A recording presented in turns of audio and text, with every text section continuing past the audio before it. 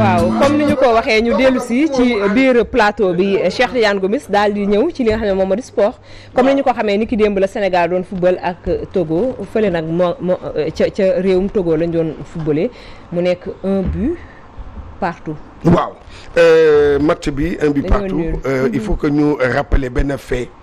daf ci baax ci sport dañ koy kii. d'accord 36 ans ngi nii.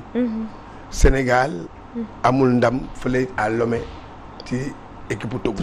36 ans. mënu fexe ba gagné 36 ans. fanweeri juróom-benn. waaw xam nga loolu yàgg na. parce que defoon nañ ne ci bii. moom Coro fekkewu ko. waaw fekkewuñ ko moom. voilà 36 ans ngi di. Sénégal mënul am ndam à Lomé ci équipe nationale lu Togo. mu nekk loo xam ne démb dégg nga on a foolé maanaam à la catastrophe man loolu laa koy waxee. parce que il faut que ñu xam ne que défaite yi ci ñaari match yi. baaxu ci xam nga tax baaxu ci. parce que le 18 décembre. la ñuy def tirage. d'accord pour deuxième tour yi. te deuxième tour yooyu dañ koy jëlee ci classement FIFA. les 5 premiers ñooy nekk tête de poule. maanaam tête de kii la ñuy doon. mais léegi nag ñooñu ñooy daje ak ñi nga xam ne bokkuñu ci. donc 5 ngand yi duñ daje seen biir. waaw duñ voilà merci duñ daje seen biir. léegi te ci 5 ngand yooyu. foofu la Algérie nekk. foofu la Tunisie nekk. foofu la Maroc nekk. foofu la Nigéria nekk. d'accord ñun la. Tunisie.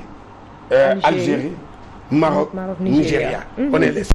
mais booy xoolaat démb dama xool classement bi. classement FIFA bi dañoo jegeyoo. d'accord dañoo jegeyoo. te booy xoolaat Maroc gagné na.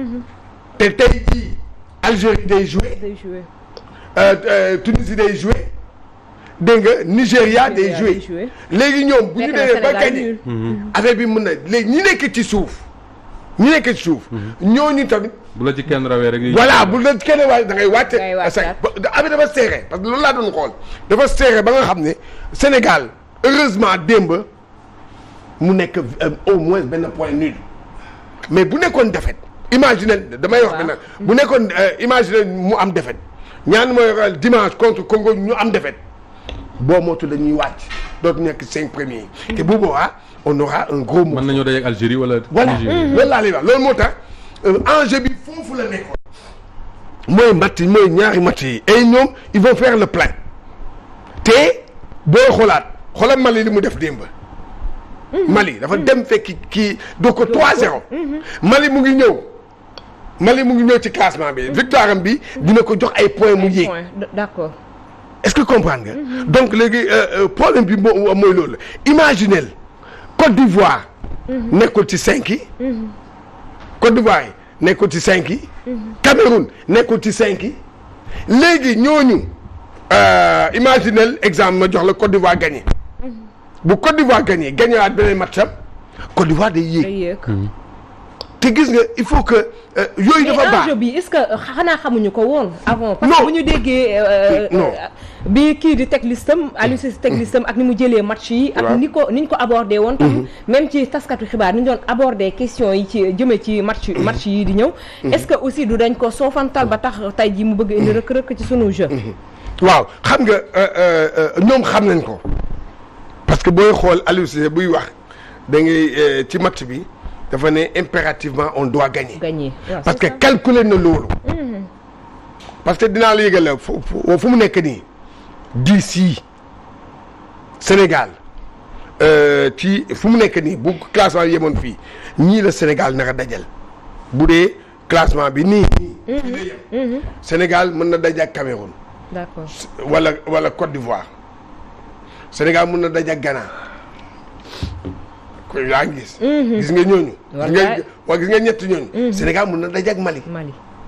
voilà adversaire u Sénégal. adversaire u Sénégal ñu ngi noonu. waaw d'accord ñooñu nga xam ci deuxième tour loolu moo kii. loolu moo tax match boobu il fallait gagner ce match là. foofu laay continuer ci maanaam sama xel sama analyse démb. ñu ñëwaat ci lu gën a yaar ci match démb. xam nga rawatina premier temps bi xam nga dafa am loo xam ne il faut que ñu taxaw ci un peu. nit yaa ngi koy peut-être am na ñu koy wax mais nit seetluwuñu ko depuis Eswatini ba léegi.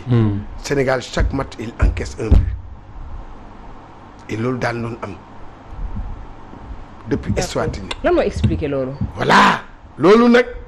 yaa loolu lu koy expliquer bon booy xoolaat Aliou Cissé moom wax nag nee moom ne xam na ne que défense am. y a des problèmes axe bi am na problème.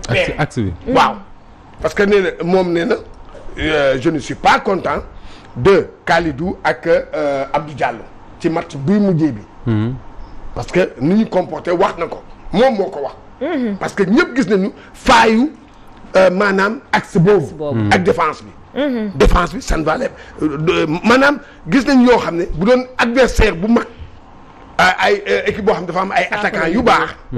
kon du baax ci ñun. te ñun ay adversaires yi ñu doon jël attaquants yooyu maanaam amuñu doole noonu nañu wax dëgg. Togo ku mel ni xool démb Togo. comme équipe amuñu star amuñu attaquants yi waaw Togo daa dugal rek ñëw toog xam nga di. voilà bañ kii encaissé. léegi c'est ça aujourd'hui le problème on est à 2 mois parce que 1 mois et demi de la CAN. défense bi problème démb Abdou Diallo ñëwul Covid la am.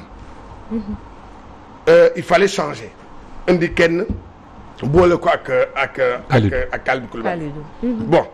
bon mun naa ne man sama xalaat laay jox. man sama xalaat moom mooy il fallait indi Cheikhou Kouyaté. bi nga xam ne CAN bi.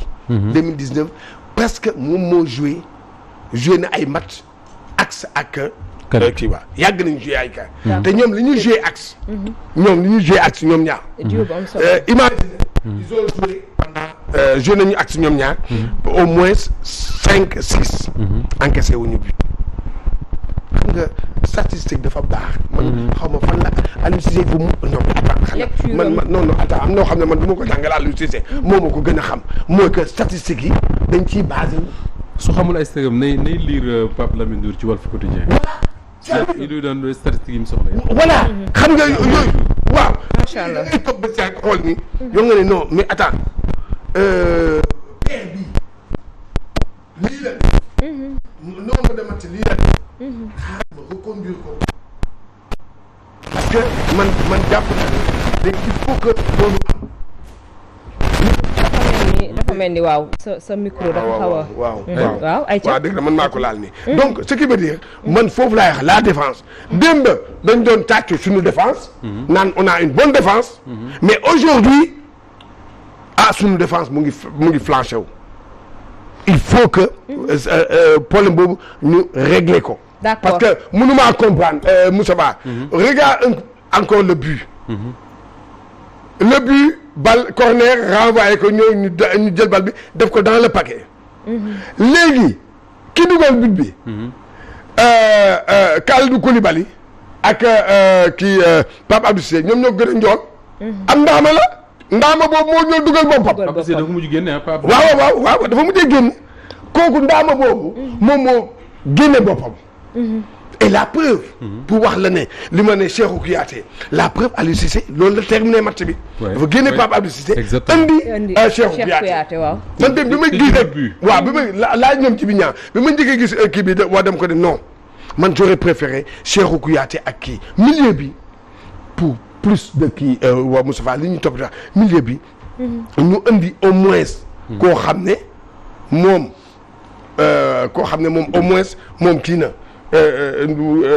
xaw ma mën na téye bal mën na si lépp gis nga togolais yi. dañoo dugal kii David Enen. seen numéro 10 bi. doxte dafa toog ba si yàgg xam ne pour conserver le résultat c'est que moom tam. loolu la bëggoon waaw moom tam cuune la parce que ci match bi wane na ngandam cuune la. dégg nga. moom défilé woon pour moom gagner Sénégal. voilà la waaye nag ni mu ko defee mënoon na gagner match bi. waaye ni mu ko defee moom cuune la léegi dafa dugal David Enen pour xam nga lan la. pour muy téye bal bi. Moussa dafa am ay moments yoo xam ne. dans un match da ngay dugal koo xam dafa mën a téye bal.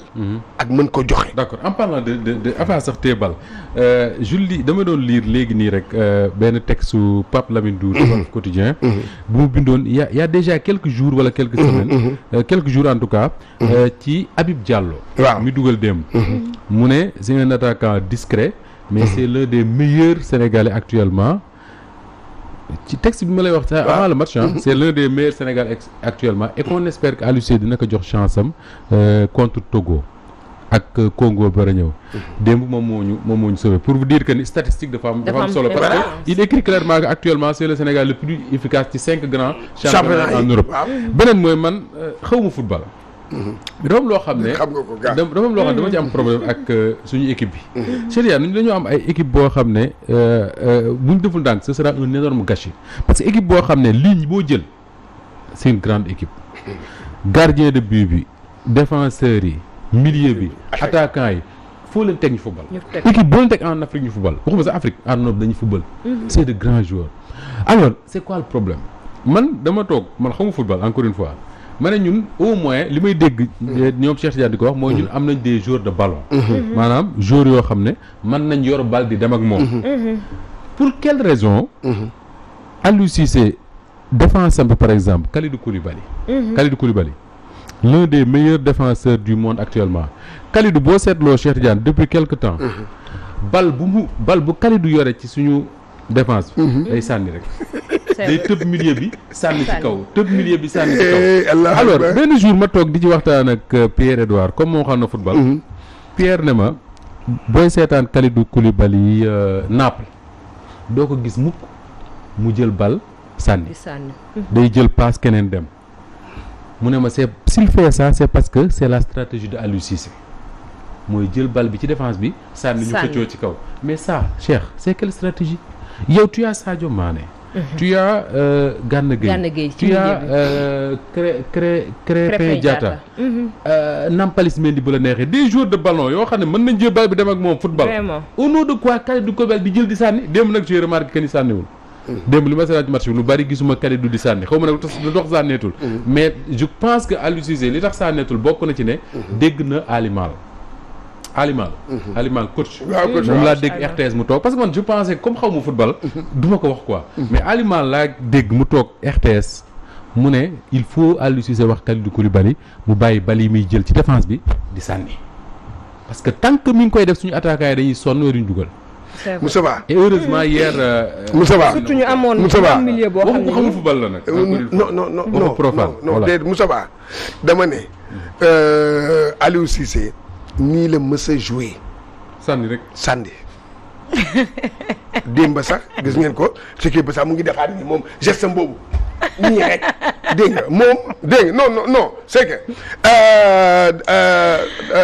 da ngay xool waa Moustapha Sénégal Algérie gars yi décorté nañ exemple boobu dégg naa Pierre di ko wax également voilà Sénégal Algérie Belmadi qu'est-ce qu'il fait il prend xam na ne que jeu au Sénégal mooy Kalidou def ni sànni Kalidou sànni léegi mu ne sànni boobu da koy couper il prend le numéro 9 mu ne ko bu mu jouer en profondeur mais na jouer latéralement le temps que buy jouer latéralement man samay défense yi dañu positionné wu comme ça voilà ñu jël tu as vu et tout le match da ngay gis kii saa yu yore bal mu def ni mu rek bu sax mu def pression ci moom Kalidou jouer du mën sànni voilà mu jël latéralement noonu loolu moom moo coupé liaison wu jeu wu Sénégal voilà non c'est que xam nga loolu la et souvent man saa yu Sénégal di jouer dama koy wax en direct à la radio bàyyi leen sànni bi démb sama ngi def bàyyi leen sànni bi du noonu mais xool da ngay seet benn affaire Moussa Ba bu défense bi yore bal rek automatiquement da ngay gis ñëpp dañuy soobu parce que dañuy xam ne dañuy sànni démb Saliou Ciss n'importe comment sànni rek sànni ba naan ko Saliou bàyyil sànni bi ma xam naa dégg ma Saliou bàyyil sànni bi non c'est que non yu ma xam nga lan la te ci coach ba la non doo dégg la ma la wax jeu bi li muy proposé moom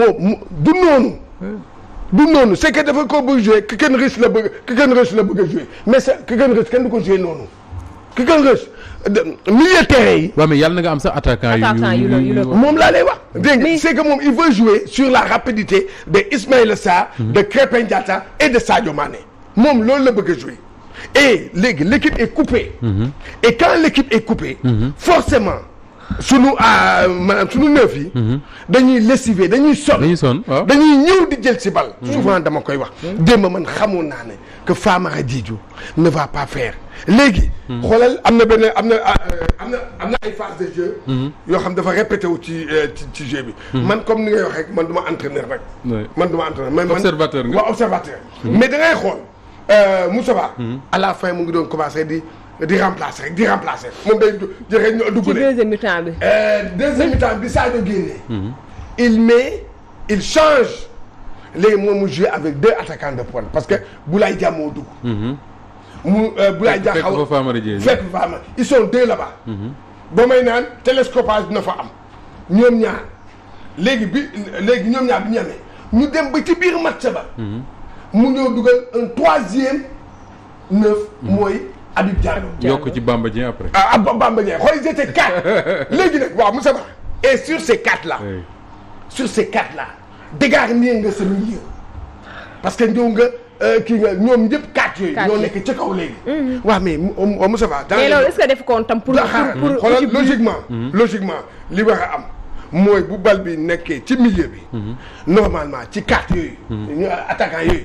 day am au moins kenn kuy décrocher. jël bal bi. non bal yi di indi. mais amuloon. parce que du seen métier. te dama lay wax benn affaire légalisation.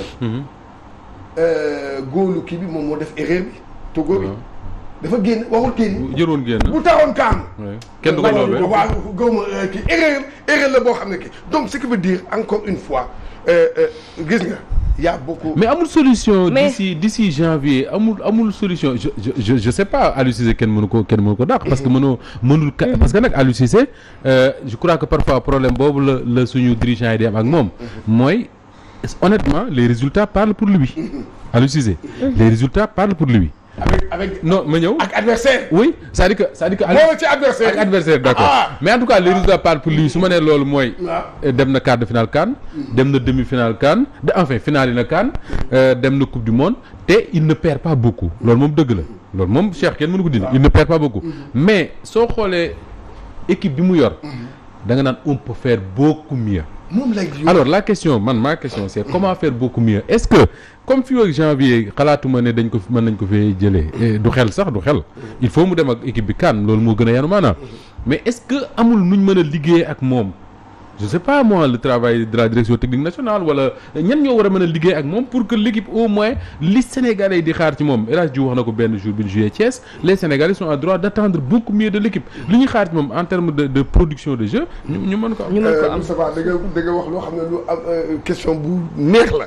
xam nga Moussa Ba loolu moo tax ma ne la danaa la wax leen du leen neex. souvent ma wax leen ko ñun amuñu ay dirigeants yu aay xam nga lu tax ma wax ko. gis nga xalaat bii. comme que population bi ñëpp ñu ci bëri loolu la ñu wax. dañ naan non Aliou Cissé dëgg la. nañ ko fi bàyyi waaye nañ ko utal au moins. maanaam benn staff bu koy ñëw ànd ak moom. léegi xam nga ñoom lu ñu def. loolu moo lay wan ne ñoom ci ñu dem jëli ñu ne dañuy dem jëli Amara Traoré. waaw copte ko ci comité exécutif. c'est pour comme ça. question technique yi. tactique yi. comme moom moo ñëw pour. mais Amara jaaroon na fi. waaw yow. jaaroon na fi n'est-ce pas. Amara mosoon nañ ko nag. waaw c'est ça. koo xam ne jaar na fi. Amara mosoon nañ ko nag. waaw ñetti 2-1 nga ñibbisi. léegi nag nga bëgg kooku mooy ñëw ci Aliou Cissé di koy naan Aliou Cissé demal ni non qu'on se soit non xam na on n'a pas dit aux fédéraux. loolu li ñuy wax mooy xam lan la mooy woo Aliou Cissé ne ko am na benn staff. on crée un staff des entraîneurs 5 ou 3 personnes yoo xam ne dañuy toog di xalaat xoolal Mancini bu Italie kii Moussa Ba. waay combien de personnes ñoo ñaata Viali voilà ñoom ñoo nekk ci ginnaaw ñoo toog ci ginnaaw bu tagg amee ñu doog gaaw wax ko ñu koy wax ñëwaat toog.